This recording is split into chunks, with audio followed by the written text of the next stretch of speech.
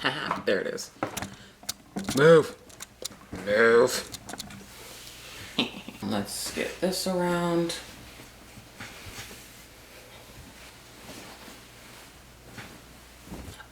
Oh, before anyone says anything, no, this makeup was not put on just for this video. I had seen your pictures earlier today and I have yet to take off my makeup. So, yeah. Y'all ain't that special. What needs to be said? Studio 21, Tiger TV, Briahn Hawkins, station manager, I'm the captain, blah, blah, blah, blah. Subscribe to our YouTube channel. Do that. Usually when I pop up on Studio 21, I usually have like a bunch of random thoughts on pop culture that no one really cares about, let's be for real. But I'm not gonna do that this time. I have specifically one thought on pop culture that no one probably still cares about, but I'm gonna do it anyway. So if you decide to sit here and listen to me rant for a whole, probably 3 minutes, that's a you problem. What up? It is Bree, 5 days into the future, and as I'm making this extended version, it is currently 7 to 8 minutes now. So if you decide to sit here and watch me rant about this probably irrelevant topic for 7 to 8 minutes, still a you problem. I came across a video on Twitter that came from the show called Love is Blind on Netflix. Now, from my understanding with the show, it's like these group of guys, these group of girls, they come to these little pods and they have a date with the person on the opposite pod, but they don't see each other that entire date. Then, once they decide that there's a connection and they want to spend the rest of their life with that person after just days, mind you, they instantly decide, I like you, we should get married. Will you marry me?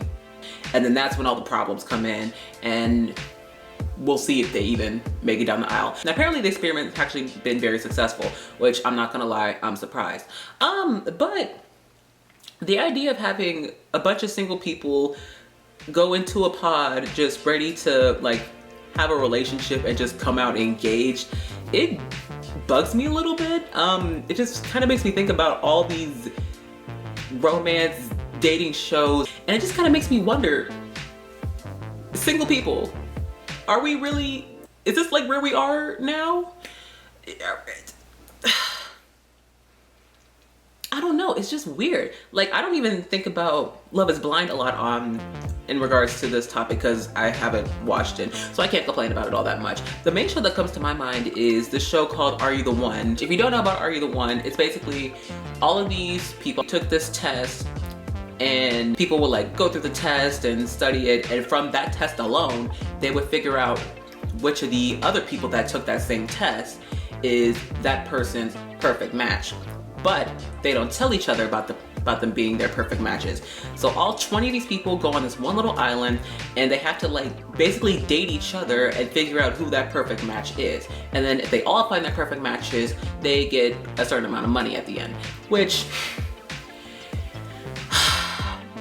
I'm not gonna lie, I was addicted to that show when I first watched it, but it's just interesting to think about people coming onto a show and just being so, I don't want to, desperate sounds so bad, but at this point desperate might actually be the right word. Being so desperate to find love that they resort to taking this test and just having some scientist or some love doctor, I guess, or whatever, tell them who their perfect person is. And like, a lot of the time whenever they go on the show and find their perfect person, they're so annoyed with that person. I can think of a good couple of people who like found their match, they kind of knew who it was just based on like everything else going on, and like they ended up going with the person that they did not like the most, which probably says a lot about that person specifically.